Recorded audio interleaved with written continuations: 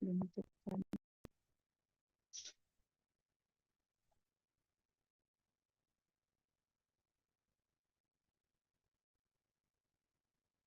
Apakah udah bentuknya slideshow atau belum? Belum ya? Sudah, Bu. Udah bentuknya slideshow belum? Tampilannya udah slideshow belum? Sudah, Bu. Sudah ya? Sudah slideshow ya? Sudahkah? Udah, Bu. Udah ada yang besar ya? Oke.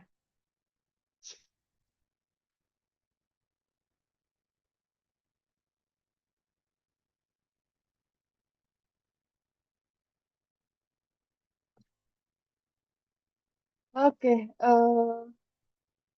Tapi aneh ya, dia bentukannya. Kalau kayak gini, bentukannya slideshow atau yang biasa?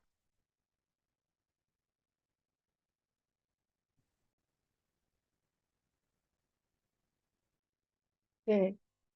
Kalau kayak gini, udah slideshow belum? Belum, Bu. Belum, Bu. Belum ya?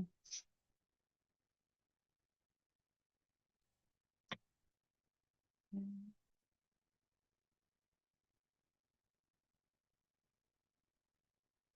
Ini bisa berarti.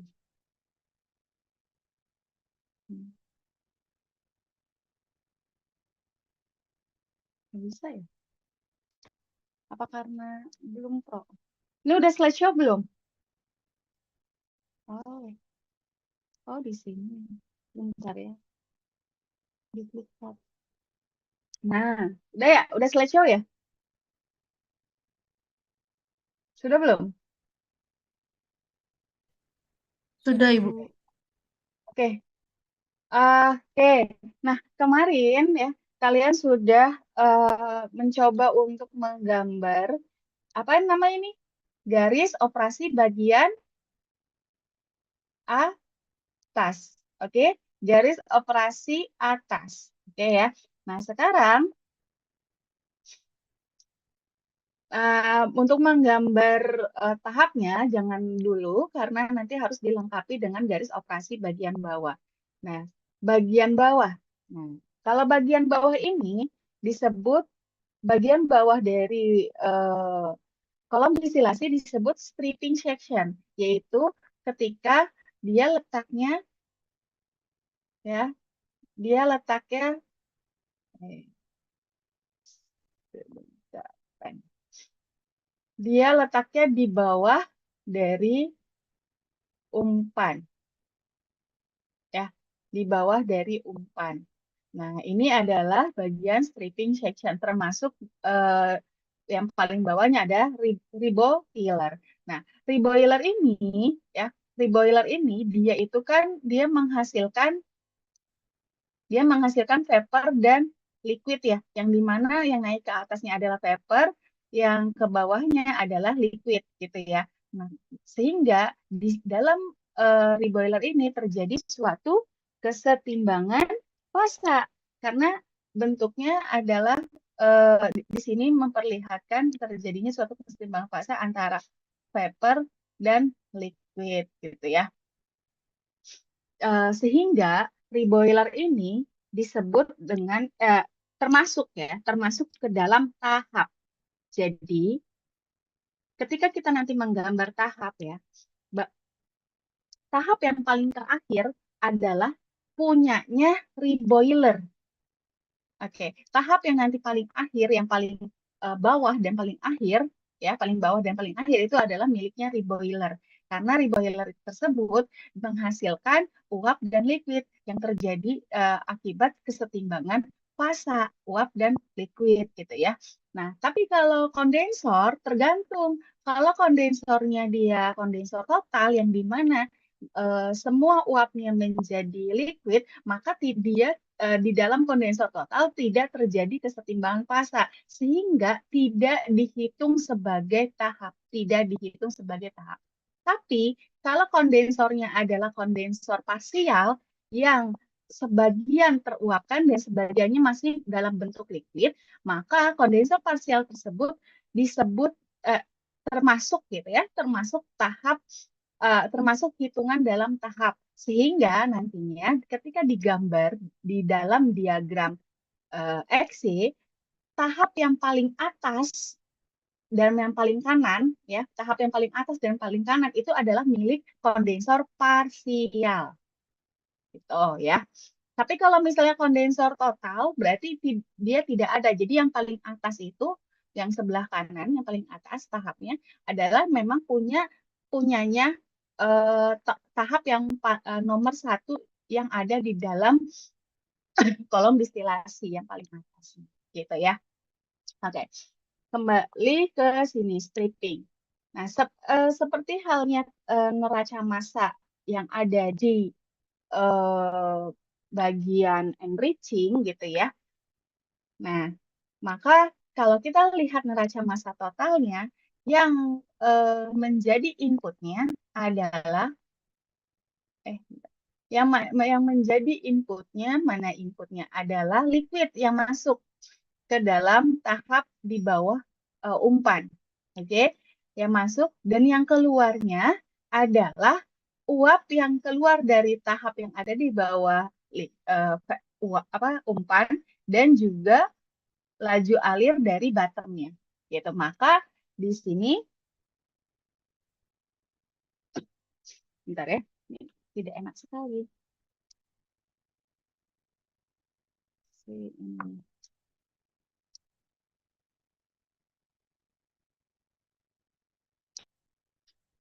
Oke, maka neraca massa totalnya adalah seperti ini.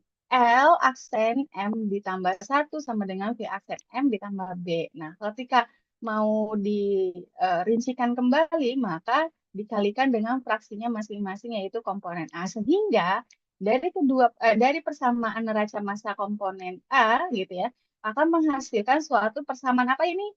Persamaan linear. Ya, persamaan linear.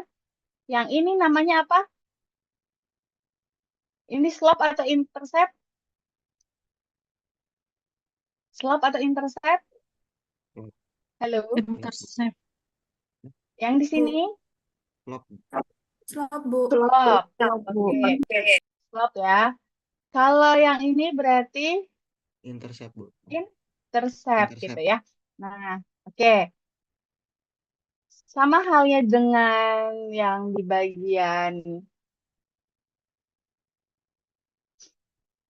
bagian atas gitu ya, maka bahwa V gitu ya, laju alir V di setiap tahapnya diasumsikan sama, kemudian untuk liquidnya juga dianggap sama. Oke, sehingga dari persamaan yang tadi yang sebelumnya, maka bisa lebih disederhanakan yang menjadi slope-nya adalah L aksen per V aksen, dan untuk intercept-nya adalah XB kali B per V aksen.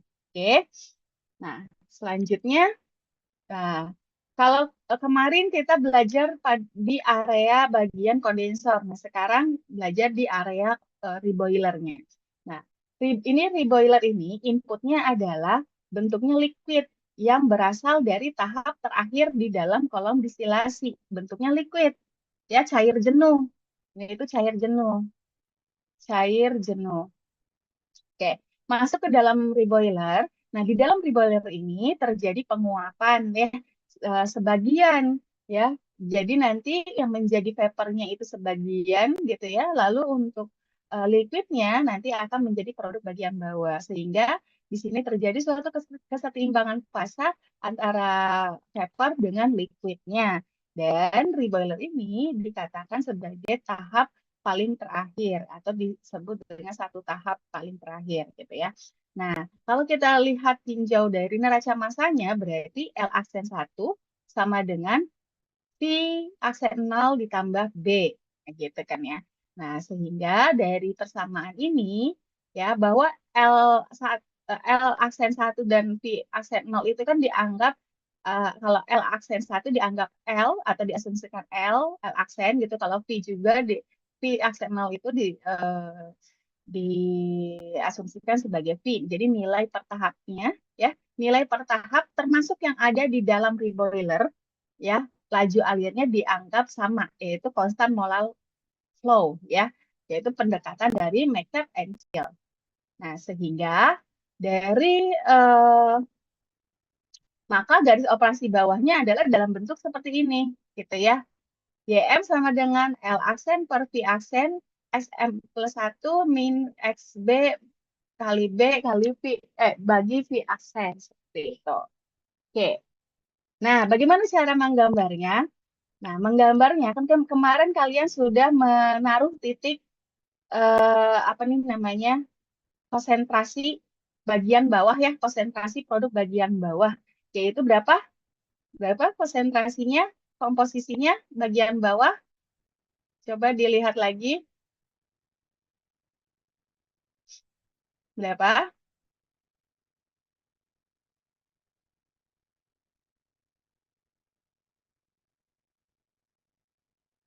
Ayo, ada yang ingat soalnya? Berapa?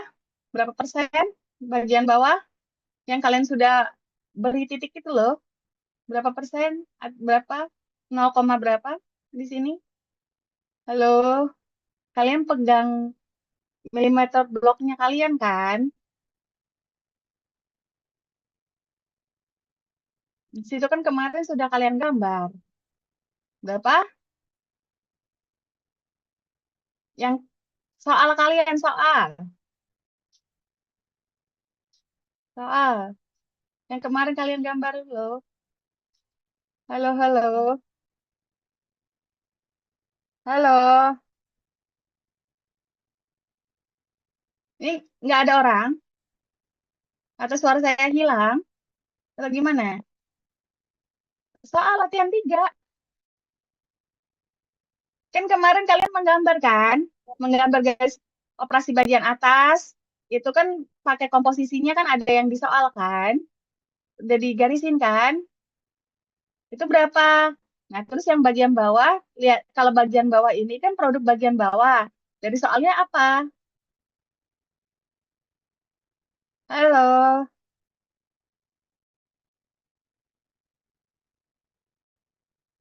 Nggak ada satupun yang tahu. Itu soal kan udah dibagikan.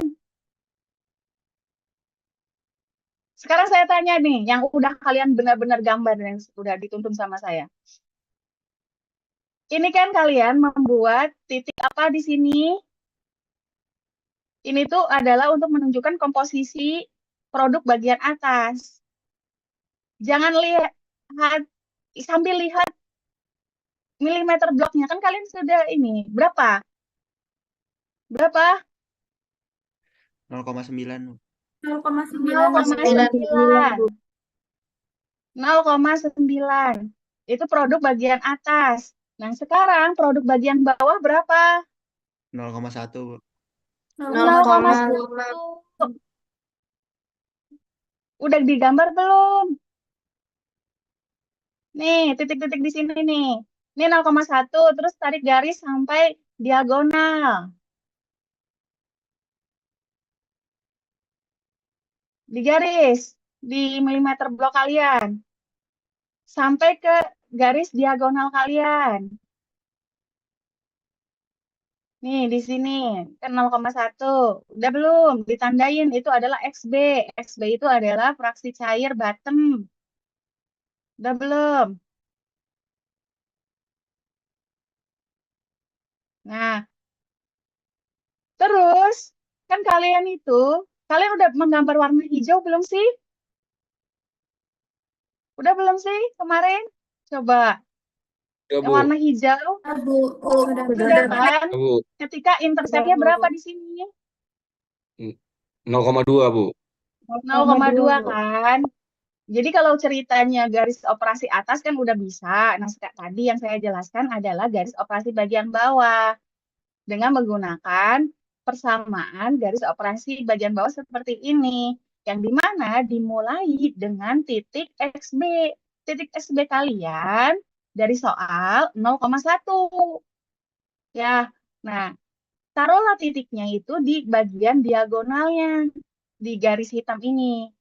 Nah, jangan tarik dari garis warna oranye, jangan, tapi yang warna hitamnya. Nah, lalu kita gambarlah nanti warna biru ini atau namanya apa? Garis operasi bagian bawah dengan menggunakan persamaan linear yang ada di sini. Oke, slope-nya adalah L aksen per V aksen.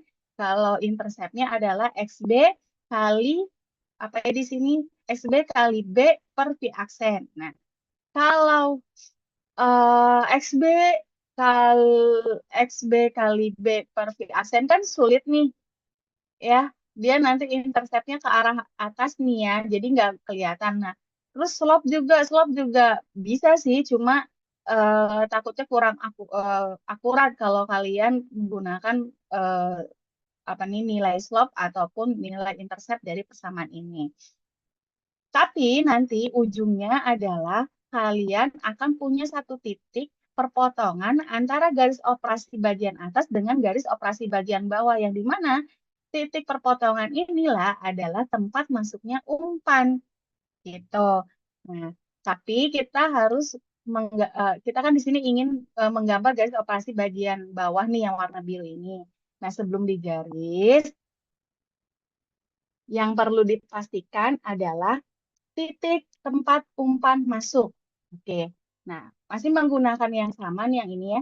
Coba, umpan kalian tuh komposisinya berapa sih? Umpan kalian 0,5. komposisi 0,5. Nah, tulis di sini 0,5, terus ini kan Z, berarti ZF-nya ya. ZF-nya kalian ada 0,5.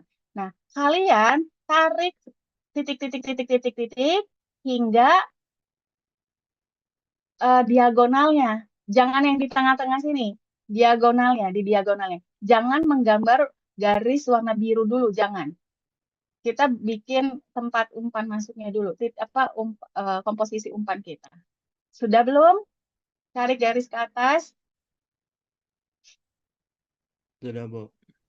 Oke, 0,5 kan? Nah, sampai garis diagonal. Simpan dulu di situ. Saya akan menjelaskan terkait umpan.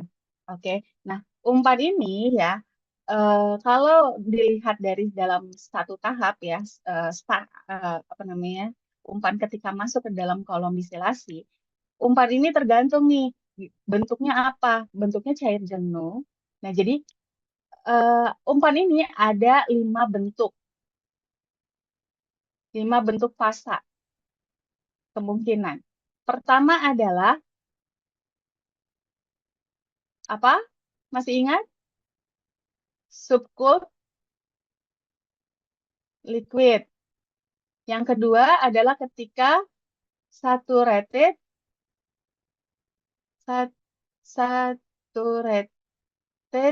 liquid. Kemudian yang ketiga adalah bentuk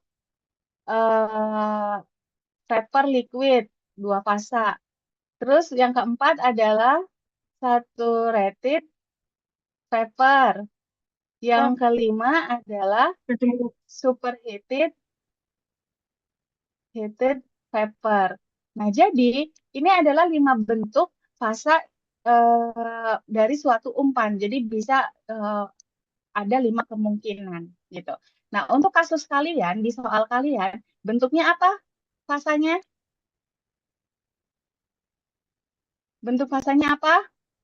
Soal kalian umpannya apa? Vapor Liquid. ya. Oke, vapor liquid. Nah, berarti ketika masuk ke dalam kolom distilasi, vapornya naik ke atas, liquidnya turun ke bawah, gitu ya. Nah, terus nanti liquidnya ke bawah dan ikut terpanaskan, nanti akan ada uap yang naik. Nah, nanti ketika uapnya naik, maka uap yang dari umpan itu akan bercampur dan akan keluar menjadi V. L juga begitu. L akan turun, L dari umpan akan bercampur dengan L liquid dari tahap atas gitu sih, dan bersamaan menuju ke bawah seperti itu. Nah, lanjut ya. Jadi, jika garis operasi ini, oh, oke. Jika garis operasi atas dan garis operasi bawah dapat digambar, jumlah tahap dapat dihitung, gitu ya. Jumlah tahapnya seperti ini. Nah, karena L aksen dan V aksen tidak diketahui yang tadi, yang slope-nya, slope L aksen per V aksen, ini kan adalah slope-nya, slope garis bawah ya, garis operasi bawah. Ini tuh tidak bisa diketahui ya, maka garis operasi bagian bawah itu tidak bisa digambar yang warna biru itu. Nah, jumlah tahap tidak bisa dihitung, jadi perlu dicari cara lain yaitu posisi titik potong. Yang tadi saya maksud bahwa ini untuk menggambar garis bagian apa namanya garis operasi bagian bawah itu kan perlu slope sama perlu intercept.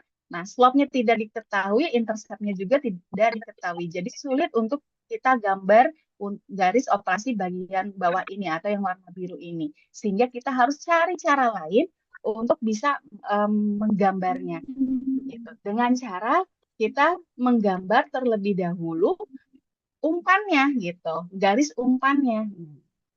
Salah satu caranya. Nah, masuk lagi ke tahap tempat umpan masuk ya. Nah, jadi umpan itu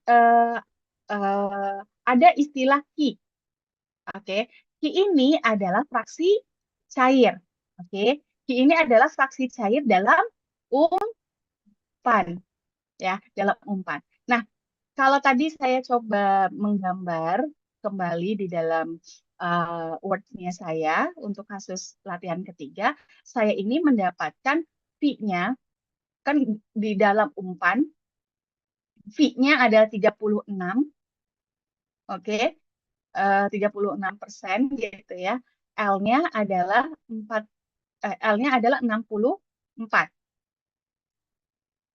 64%. Nah, jika jika asumsinya adalah fit-nya adalah 100 kilomol per jam, maka V-nya 36 kilomol per jam dan L-nya juga 64 kilomol per jam. Jadi, Q-nya, Q ini adalah fraksi cair. Q-nya fraksi cair berarti liquid di dalam umpan. Nah, rumusnya ini. Q itu adalah fraksi cair dalam umpan. Jadi Q adalah L per F. Nah, L kita itu kalau saya tadi hitung 36. 36, guys. Ini mana tadi? 36 per 100. Ya, jadi 0,36 gitu. Ini adalah nilai Q 0,36. Oke. Nah, atau bisa juga dengan untuk menghitung nilai Q bisa juga menggunakan neraca energi dengan menggunakan nilai entalpi. Nah, nilai entalpi yaitu bisa menggunakan ini rumus ini. Q sama dengan entalpi vapor dikurangi entalpi umpan dibagi entalpi vapor dikurangi entalpi liquidnya gitu. Jadi selain yang tadi saya jelaskan Q itu adalah L per F gitu ya, fraksi atau keberadaan cairan di dalam umpan gitu, atau juga bisa menggunakan data entalpi gitu ya, yaitu HV dikurangi HF per HV dikurangi HL. Nah, itu tadi untuk nilai Q-nya gitu ya, untuk nilai Q. Nilai Q ini ya rentangnya dari 1 ke 0 atau dari 0 ke 1. Nah, 1 kalau saya punya ini ya, jangan yang di sini deh. Cair jenuh. Nah, jadi ketika saya punya umpannya adalah cair jenuh, seutuhnya cair gitu ya, cair jenuh, maka Q-nya nilainya 1. Nah, kalau uap jenuh, nilainya Q-nya 0. Nah, kalau tadi campuran, soal kita itu kan campuran. Berarti kan pastinya di antara di antara 0 hingga 1 gitu kan. Nah, tadi kita sudah menghitung data yang saya coba, yaitu dengan soal yang latihan 3 kalian, itu adalah 36. Untuk vapor, liquidnya 64. Oh, maaf. Ini bukan 36. Maaf. Liquidnya berapa? 64 per 100. Kan Q itu adalah liquid per umpan. Liquidnya 64, umpannya 100. Asumsinya 100 ya. Kalau di soal kan tidak ada diberitahu berapa umpannya. Jadi diasumsikan 100 kmol per jam. Nah, jadi ini adalah 0,64. Nah, artinya ya, maka Ki yang dari soal kita adalah 0,64. Nah, 0,64 itu kan mendekati 1. Betul, jadi cairnya lebih banyak. Kalau misalnya Ki sama V-nya 50-50, 50%, maka V-nya 50%, liquidnya 50%, maka Ki-nya 0,5 gitu ya. Logikanya nih kalau kalian nanti takutnya salah atau apa, nah jadi nilai Ki ini kalau lebih dari 0,5 berarti akan mendekati nilai 1 yang artinya cairannya lebih banyak dibandingkan dengan uapnya. Seperti itu. Nah, Bu, apakah bisa Ki-nya melewati 1 atau Ki-nya kurang dari 0? Bisa. Kalau yang melebihi 1 itu ketika fasanya apa tadi? Cairan lewat dingin, yaitu subcooled liquid yang tadi saya maksudkan. Yang tadi 5 jenis bentuk dari fasa ya. Nah, terus kalau Q-nya kurang dari 0 adalah uap lewat jenuh, yaitu superheated vapor gitu. Oke. Nah, lalu itu kan tadi nilai Q-nya. Tadi kan nilai Q-nya. Q-nya doang itu. Tapi bagaimana cara kita menggambarnya? Cara menarik garisnya. Nah, cara menarik garisnya tentu perlu namanya persamaan linear, ya. Persamaan linear yang seperti yang ditunjukkan di warna biru ini nih. Nah, yang ini nih. Nah, ini yang di bawah. Nah, persamaan linearnya ini itu dihasilkan dari substitusi dari rumus-rumus yang ada di atas ini. Oke. Nah, jadi untuk menggambar, nah, istilahnya ya, untuk menggambar garis key line, istilahnya tuh key line, ya, garis key ya. Jadi gini, kalau tadi kita mendapatkan nilai key-nya adalah 0,64, gitu ya. Maka key line-nya berapa key line-nya, gitu ya. Key line-nya, gitu ya. Nah, key line-nya tuh bukan 0,64 ya. Jadi harus dihitung. Nah, pakainya adalah di yang bagian slope-nya. Slope-nya berarti Q line itu adalah Q per Q min 1. Q kita berapa? 0,64 dibagi 0,64 dikurangi 1. Dikurangi 1. Nah, berapa? Coba.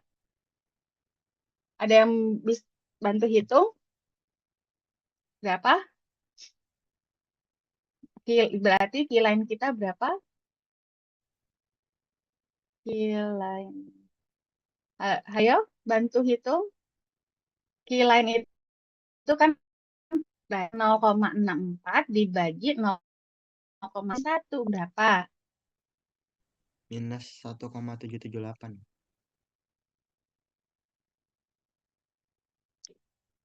Minus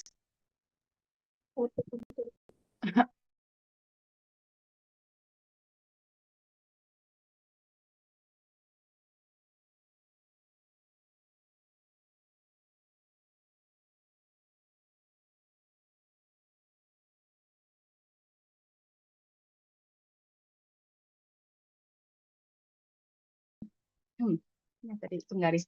Oke. Nah, jadi gitu ya. Ki itu adalah Q-nya doang gitu ya. Itu adalah fraksi cair dalam umpan. Tapi untuk menggambar key line, atau garis Q adalah rumusnya apa? Q per Q min 1. Oke. Nah, tadi saya mendapatkan nilainya adalah minus 1,78. Betul ya? Yang tadi menghitung? Benar, Bu. Oke. Nah, bagaimana cara menggambarnya? Bu, itu minus. Oke, kalau minus artinya kecondongannya ke sebelah kiri.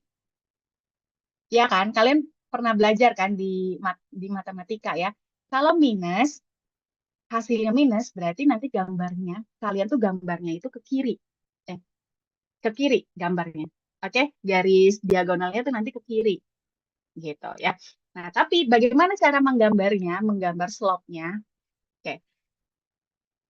Jadi kalau berarti kan kita punya minus 1,78 per 1 ya, per 1 ya. Nah, jadi perhatikan, ini saya udah tampilan Word ya. Udah tampilan Word belum? Udah, Bu. Oke, saya. Nah, saya gambar di sini. Saya kan apa namanya bagian atasnya itu adalah 1,78. Berarti dari titik yang di diagonal ini 1,78, 1,78 sampai sini. Oke. Saya tarik garis sampai sini. Oke. Ini adalah ini adalah garis sepanjang 1,78 cm. Oke, coba kalian. Dicoba yang punya kalian. Saya warna merah. Jadi yang tarik garis ke atasnya itu adalah 1,78 cm. Oke. Kemudian yang untuk horizontalnya adalah 1 cm. Kan jadinya 1,78 per 1 kan? Nah, ininya 1 cm. 1 cm.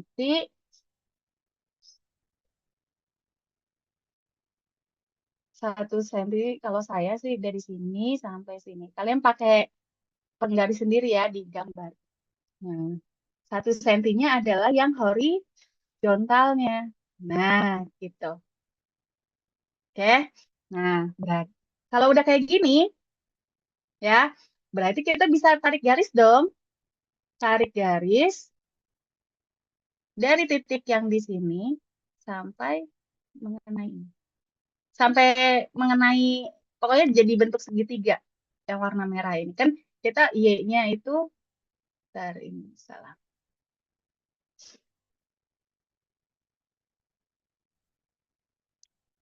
Garis, kan kita 0,5 tuh yang di sini kan. Oh, ini. Terus kita tarik garis sampai, nah perpotongannya tuh lihatnya yang merah yang ini ya, yang udah kita gambar. Oke, dari ujung sini sampai ke sini, jadi bentuknya segitiga. Cuma jangan jangan hanya segini saja, diperpanjang aja, diperpanjang. Tapi acuannya yang warna merah ya, jangan yang warna hitamnya ya. Nah, kita perpanjang aja. Oke, sudah belum? Nah, jadi key line ya, key line itu, nah key eh,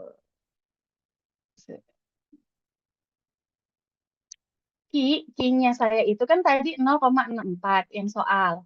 Nah, kalau ditanyanya key line, maka key line itu adalah key per key min 1. Berarti 0,64 per 0,64 dikurangi 1 adalah minus 1,78.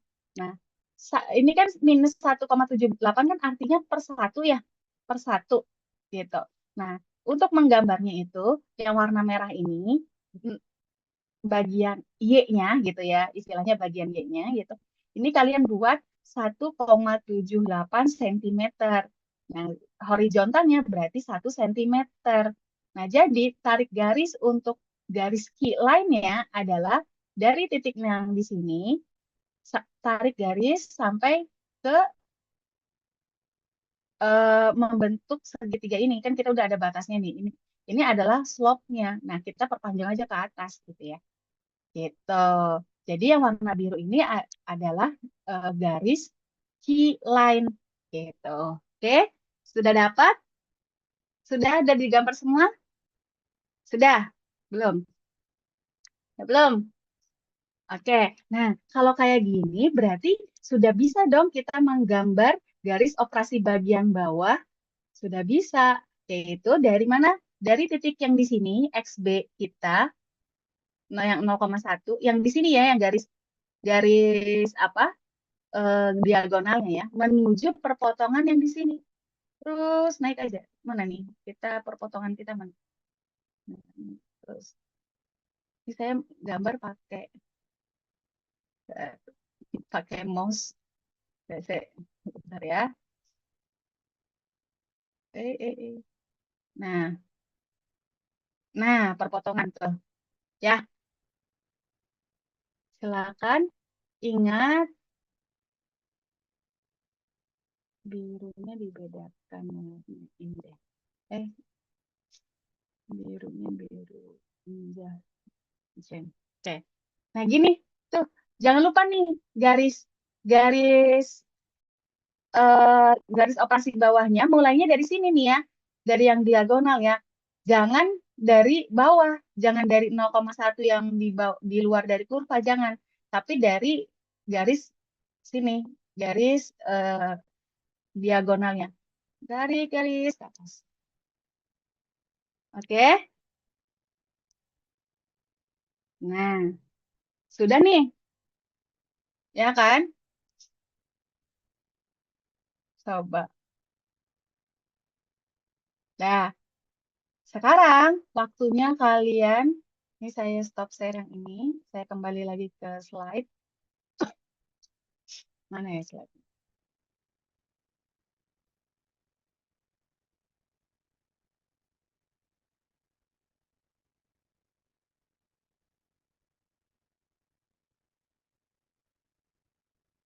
Ini sudah tampilan slide belum? Sudah, Ibu. Sudah ya? Sudah. Ini slide ya. Oke. Nah, jadi kilain sudah kita gambar. Nah, kayak gini nanti. Nah, ini, oke. Nah, ini tadi udah ya, udah saya jelaskan. Nah, ini tadi yang saya udah jelaskan. Jadi ingat, kalau misalnya kita cair jenuh, umpannya cair jenuh, maka nilai Q-nya adalah 1. Kalau nilainya Q-nya adalah 1, udah tarik garis lurus dari sini ke atas aja, tarik garis lurusnya. Itu adalah cair jenuh. Tapi kalau saya punya umpan yang adalah uap jenuh, ya, maka saya udah tariknya ke samping kiri secara horizontal, lurus horizontal. Nah, itu adalah Q-nya sama dengan 0. Nah, tadi yang kita lakukan adalah ketika kita memiliki umpan dua fasa, yaitu vapor sama liquid. Tadi perhitungannya seperti itu dan cara menggambarnya seperti yang tadi saya tunjukkan. Seperti itu ya. Oke, masuk ke sini. Ini ada informasi informasi tambahan terkait dari tahap tempat umpan masuk ya. Jadi kalau kita lihat ya di sini ya, oke. Nah nanti itu kan kalian kan di sini sudah menggambar garis operasi bagian atas, garis operasi bagian bawah dan ada key lainnya. Oleh karena itu kita bisa buatlah tahap. Nah tahap yang di atas kita turun ke bawahnya, tarik garis ke bawahnya itu sampai ke garis operasi bawah. Garis operasi atas. Ketika sudah melewati umpan, turunnya itu ke yang garis operasi bagian bawah gitu. Nah, kita kalau misalnya lihat yang di diagram ini, eh, di dalam diagram ini, kayak apa nih, XY yang ada di slide, membutuhkan 5 tahap. Membutuhkan 5 tahap. Nah, yang di mana tahap terakhir, yaitu tahap yang kelima, ini adalah miliknya reboiler. Punyanya reboiler. Ya, gitu. Nah, lokasi tahap umpan optimal dan tidak optimal itu bisa dilihat dari lokasi tahap umpan optimal dan yang nomor A. Jadi yang A ini adalah lokasi tahap umpan optimal. Kalau yang B, gambar B, Yang di sini, ini adalah umpan masuk di bawah tahap optimal. Kenapa di bawah tahap optimal? Karena ya, karena meskipun dia sudah melewati umpannya, sudah melewati titik umpan di sini, tapi tahap untuk bagian atasnya dia teruskan sampai dengan areanya mengecil sampai sini. Barulah nanti dia akan turun ke bawah. Maksudnya turun menuju garis operasi bagian bawah. Sehingga akan menghasilkan tahap yang lebih banyak. Ada lagi yang di sini yang untuk gambar C itu adalah umpan masuk di atas tahap optimal. Ya, berarti di atas di atas atau sebelum titik umpan gitu ya. Maka di sini juga tahap yang akan dihasilkan lebih banyak gitu. Oke. Nah, terus kan kemarin itu kalian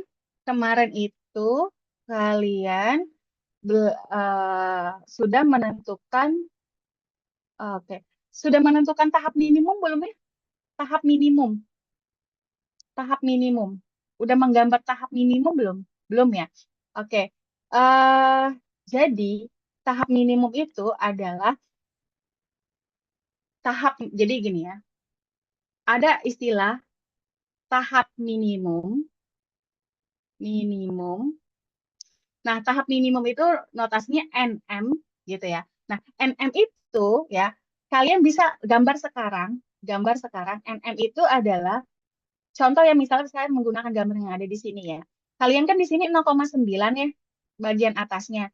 Nah, bagian bawahnya kan 0,1. Udah ada pembatasnya kan ini dan sebelah sini. Oke. Nah, kalian coba gambar tangga, gambar tangga beneran horizontal terus sampai ke garis apa nih? Kurva kesetimbangan, turunnya sampai diagonal yang di bawah ya. Turunnya turunnya itu sampai diagonal yang warna hitamnya, yang sampai sini. Terus nanti gini lagi, terus gini lagi. Tapi jangan keluar garis ya, dan usahakan eh, usahakan horizontal dan vertikal, lurus ya. Kalau ini kan saya gambarnya pakai drawing pad, jadi sulit. Nah gitu. Dapat berapa tahap coba? Nah nanti kalau udah melewati, ini kan saya nih melewati titik bawah ya, nggak apa-apa dilanjut aja sampai sini berarti. Nah, berarti nanti dapatnya berapa? Satu, dua, tiga, empat. Nah, Bu, ini empatnya 4,5. Ya udah dibulatin jadi 5 gitu. Coba, kalian dapat berapa tahap? Untuk tahap minimum. Coba, tarik garisnya itu dari batas kalian 0,9 tuh yang ada di sini, garis mendatar menuju ke kurva kesetimbangan, terus turun ke bawah sampai dengan garis diagonalnya ya, garis diagonal bukan bukan di garis operasi ya, bukan di garis operasi ya, tapi garis yang diagonalnya gitu. Terus ke bawah ke bawah ke bawah. Nah, coba sambil kalian menggambar, saya memberitahukan ya informasi bahwa tahap minimum itu adalah tahap di mana eh, nilai XD per R plus satunya, gitu ya. XD per R plus satunya, yaitu apa ini? Intercept ya, intercept dari garis operasi bawah atasnya adalah nilainya 0. Maka interceptnya makanya di sini garisnya nih, di sini di 0 gitu ya. Jadi dia berhimpitan dengan garis diagonalnya. Sehingga ketika menggambar tahap minimum, turunnya adalah mengarah ke garis diagonalnya. Nah, jadi tahap minimum adalah tahap yang diperlukan minimal gitu ya. Distilasi itu bisa berjalan itu harus berapa tahap gitu. Nah, untuk punya kalian berapa tahap? Yang soal latihan ketiga, coba. Berapa tahap?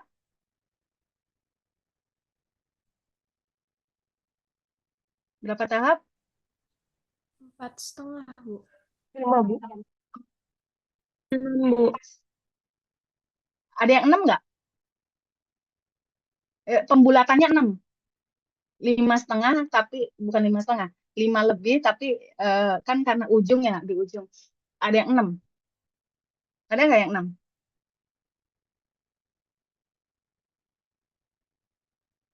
Ya,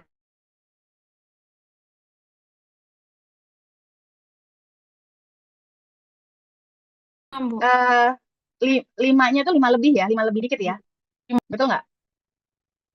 Ya, nah lebihnya dikit itu kita bulatkan menjadi satu tahap ya. Jadi dibulatkan menjadi 6 tahap. Seperti itu. Paham? Ya. Nah, ini jumlah tahap ini akan berbeda-beda tergantung dari gambar kalian. Nah, itu. Ya. Jadi untuk gambar yang benar, ya tadi jawabannya adalah dibulatkan menjadi 6. Yang dimana ketika menggambar pasti dia 5 lebih. Gitu ya. Oke, itu adalah tahap minimum. Nah, sekarang itu tadi tahap minimum. Kalian tahu asal-usul dari tahap minimum adalah ketika nilai XD per R plus 1-nya sama dengan 0. Gitu ya.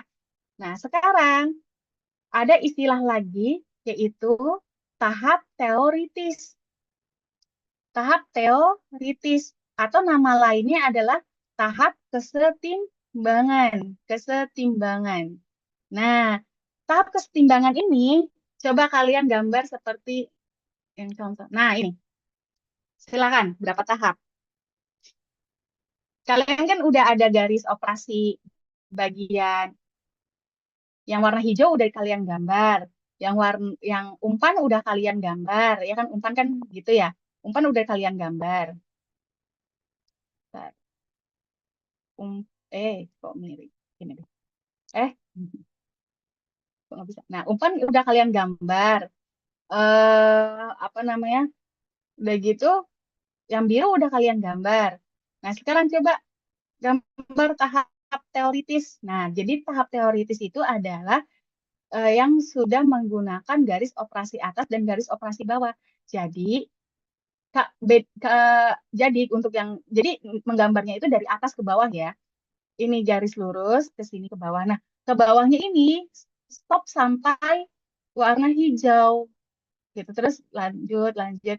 Jangan ke warna hitam. Kalau warna hitam nanti kalian itu sedang menggambar sedang menggambar tahap minimum kalau sampai dia yang diagonal garis diagonal. Jadi warna hijau. Nah, inilah ini area enriching section, area yang di sini.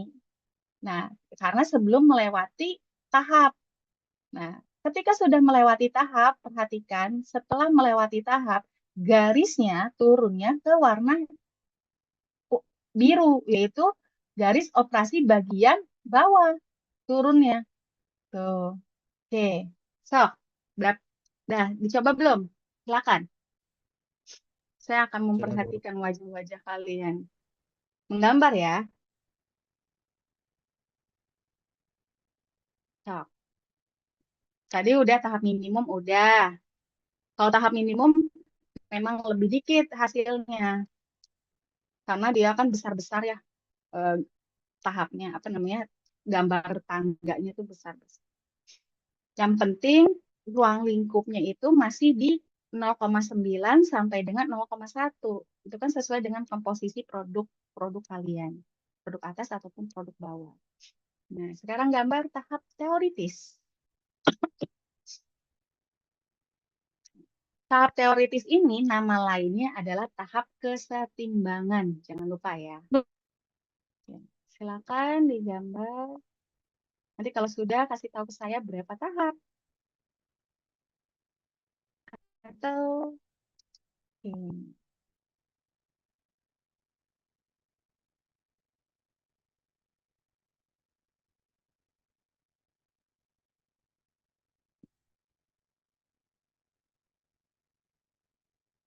atau saya juga sambil menggambar di ini kali ya, di Word saya. Bisa nggak ya?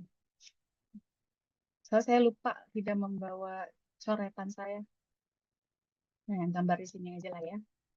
Mudah-mudahan lurus.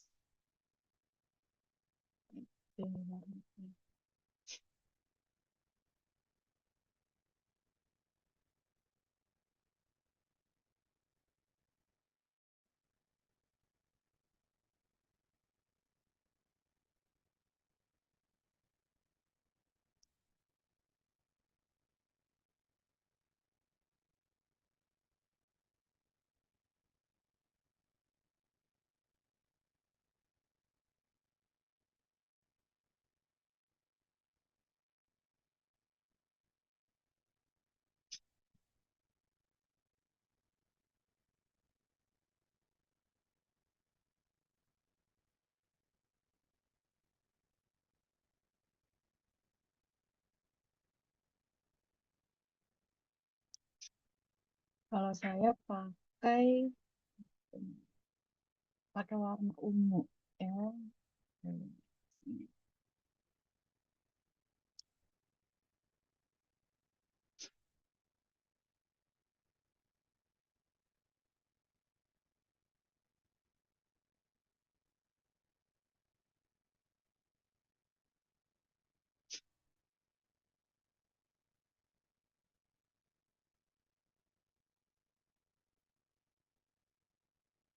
Berhentinya sampai yang di titik warna hijau.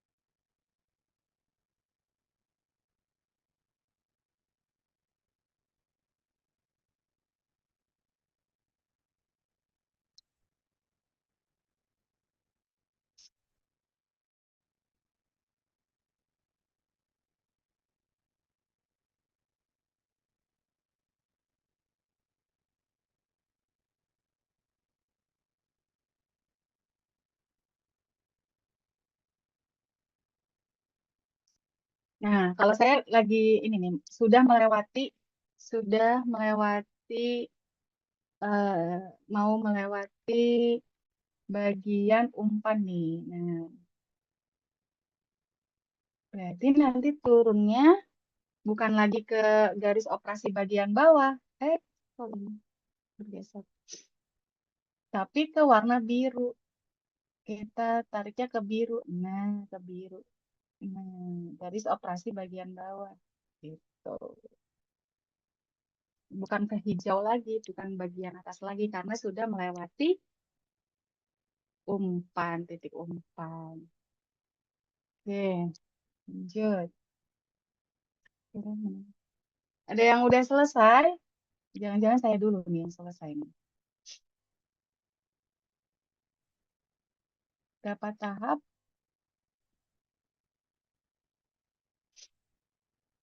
Jangan miring ya, buatnya jangan miring.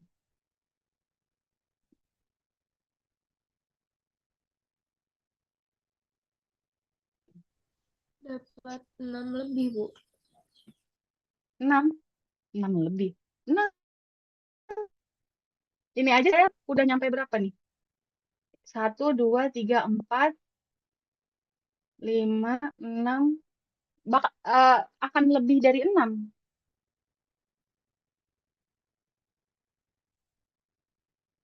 Tahap teoritis ya.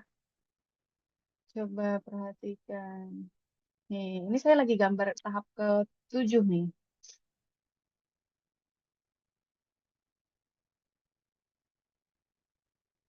Coba. Eh, ikut aja ini dia.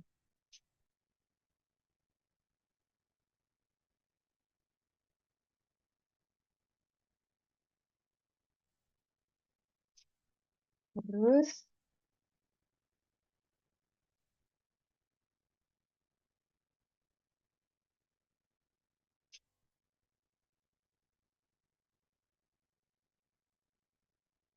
ini tahap ke-8.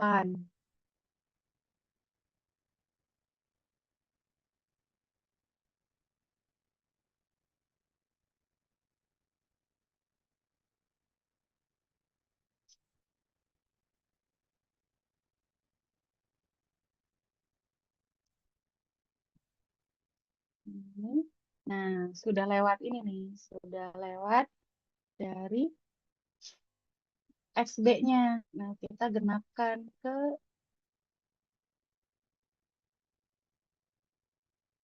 Mari kita hitung. Mari kita hitung. 1, 1, 2, 3, 4, 5, 6, 7, 6.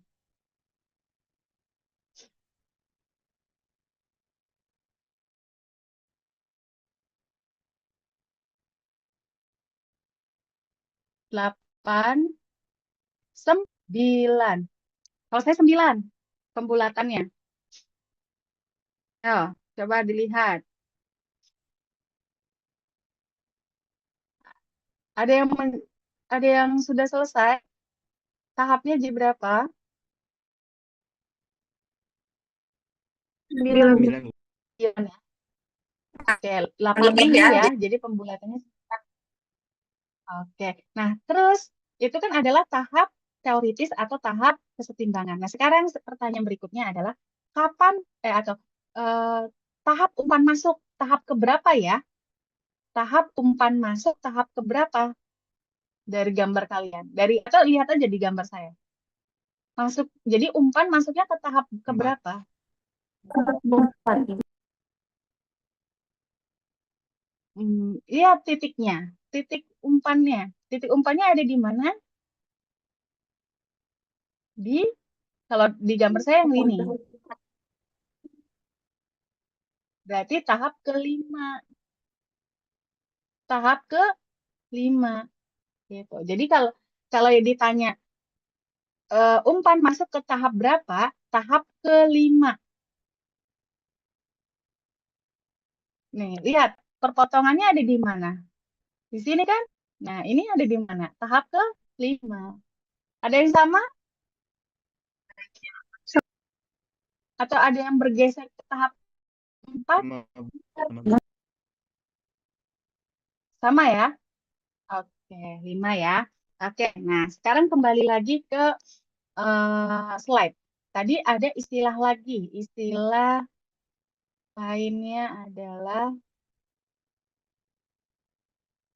sudah masuk ke slide? Udah, Ibu.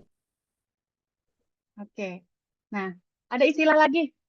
Tahap nyata atau tahap aktual. Nah, tahap nyata atau tahap aktual adalah jumlah tahap teoritis dibagi efisiensi. Ya. Nah, efisiensi itu apa? Yaitu nilai yang digunakan untuk mengukur. Wah, ini kayaknya mau mati lagi nih, udah 40 lagi, 40 menit lagi. Nanti ya. Nilai yang digunakan untuk mengukur seberapa dekat terhadap kesetimbangan. Semakin tinggi nilainya, semakin dekat dengan kesetimbangannya. Nah, nilai efisiensi ini berkisar antara 50% hingga 70%. Bergantung pada faktor konfigurasi kolom, karakteristik dari fluida, dan pola aliran. Nah, biasanya di soal kalian itu dikasih nggak berapa efisiensinya di pertanyaannya? Coba dilihat ya, soal yang latihan ketiga. Nah, sambil lihat, efisiensi juga ya bisa ditentukan berdasarkan viskositas dari produk kita gitu ya, viskositas dari fluida kita. Nah, sehingga nanti bisa menggunakan diagram O'Connell ini, namanya diagram O'Connell. O'Connell. Kalian bisa lihat nanti di buku Carlson ya. Jadi hubungan efisiensi dengan viskositas dari campuran kita gitu. Nanti tarik garis gitu berapa viskositasnya, terus nanti bacanya ke kiri untuk bisa tahu nolnya atau efisiensinya berapa persen gitu ya. Nah, terus oke, itu dulu. Nah, jadi efisiensinya dari soal ada nggak? Soal kita itu nih, soal kita berapa persen efisiensinya? 80%. 80. Jadi silakan. Jadi tahap nyata atau tahap aktual itu berarti tahap teoritis dibagi 0,8 efisiensi ya, dibagi efisiensi. Coba berapa? Tadi tahap teoritisnya 9 dibagi 0,8. Berarti berapa tahap? Berapa? 11,25. Oke, 11,25. Nanti kalian cara nulisnya 11,25. Apa tuh yang kayak gini? 12 tahap. Ya, karena kan dia sudah lebih gitu ya. Jadi 12 tahap yang punya kalian seperti itu. Oke, kita masuk lagi ke PPT ya. Ini udah. Oke, nah sekarang reflux. Nah, reflux ini, oke, reflux. Kalian masih ingat reflux itu adalah L per D. L-nya itu adalah bukan L umpan ya, tapi L yang bagian sini. L yang dibalikan kembali ke dalam kolom. Terus D, ya. Jadi reflux adalah rasio antara liquid yang dikembalikan ke dalam kolom distilasi dibagi dengan distilat atau produk bagian atas seperti itu ya. Nah, reflux ini ya ada jadi gini. Kan kalian untuk menggambar garis operasi bagian atas itu kan kalian menggunakan intercept. Intercept ya. Intercept yang dimana rumusnya adalah SD per R plus 1. Ya. Nah, ketika nilai R-nya, R yang di sini, R ini kan sebagai pembilang penyebut ya. R-nya turun, maka I-nya akan naik. Jadi ketika R-nya turun, maka I-nya akan naik. Nah, I-nya akan naik berarti ada di atas sini, ada di atas di atasnya. Oke. Tapi kalau R-nya naik, nilai R-nya naik gitu, maka I-nya akan turun. Jadi akan sini ya, semetik intercept. Itu hubungan antara reflux dengan intercept. Nah, tadi kan kalian apa namanya di 0,2 ya. Harga R naik, jumlah tahap keseimbangan N turun. Nah, jadi gini ya. eh ada suatu kasus gitu ya, yang dimana nilai R-nya adalah 2, dan ketika dihitung I-nya adalah 0,3. Nah, ketika 0,3, jumlah tahapnya itu, tahap teoritis atau tahap kesetimbangannya itu adalah 4,2. Oke? Nah, ketika, berarti kan di sini, nah, ketika R-nya 8, kan berarti meningkat ya, R-nya menjadi 8, maka I-nya akan semakin kecil. Oke, nah kalau I-nya semakin kecil, maka jumlah tahapnya juga akan semakin kecil karena si apa namanya I-nya akan semakin ke bawah kan ke sini ya, dan I-nya akan mendekati 0. Maksudnya akan semakin kecil. Nah, kalau semakin kecil I-nya mendekati 0, itu kan seperti halnya tahap minimum. Tahap minimum kalian berapa nilainya? 6 kan? Nah, sedangkan tahap teoritis kalian 9 kan? Berarti semakin interceptnya ke bawah, ya, interceptnya nilainya kecil, maka tahap yang nanti dihasilkan, jumlah tahap yang nanti kalian hasilkan akan memiliki nilai yang lebih kecil, gitu. Tapi kalau interceptnya naik, ya, naik, maka tahap yang diperlukannya adalah semakin banyak, gitu. Jadi hubungannya seperti itu, gitu ya. Nah, makanya di sini ketika I-nya mencapai titik 0, maka mencapai titik 0 artinya adalah, jadi ketika intercept-nya 0, yang tadi ini ya 0, maka artinya refluxnya adalah tak terhingga. Nah, kalau refluxnya tak terhingga, maka tahapnya adalah tahap yang paling minimum, yaitu tahap minimum, yaitu NM, gitu ya. Jadi ketika refluxnya tak terhingga, I-nya sama dengan 0. Nah, apa namanya, jumlah tahapnya adalah jumlah tahap minimum, gitu. Oke? Nah, yang itu yang tadi kalian sudah hasilkan berapa? 6 ya, tadi. Ingat ya, jadi tahap minimum itu ketika interceptnya sama dengan 0. Kenapa interceptnya sama dengan 0? Karena R-nya atau refluxnya itu tak terhingga. Gitu. Oke, lanjut. Nah, tadi ketika interceptnya 0.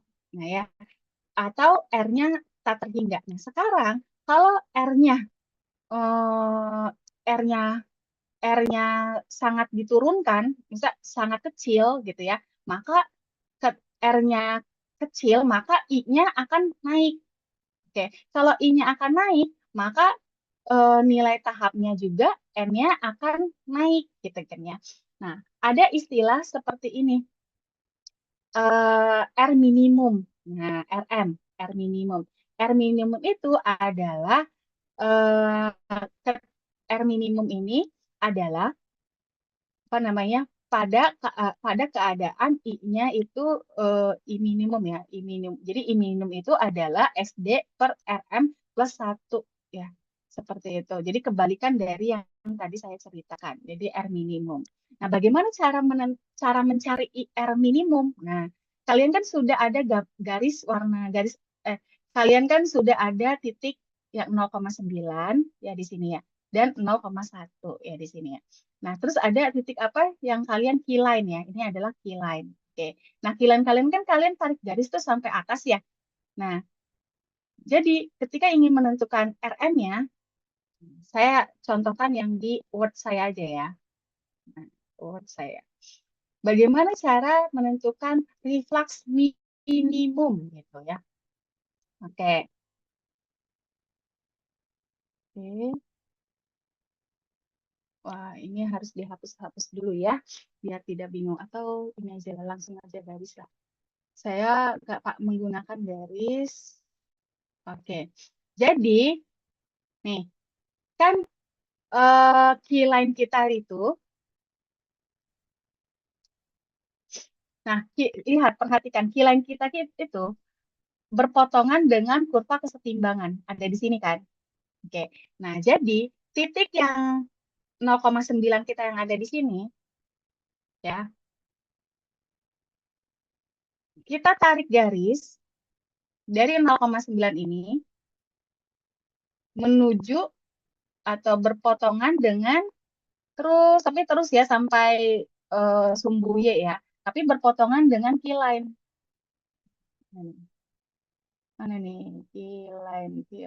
Nah, tetap saya warna oranye aja.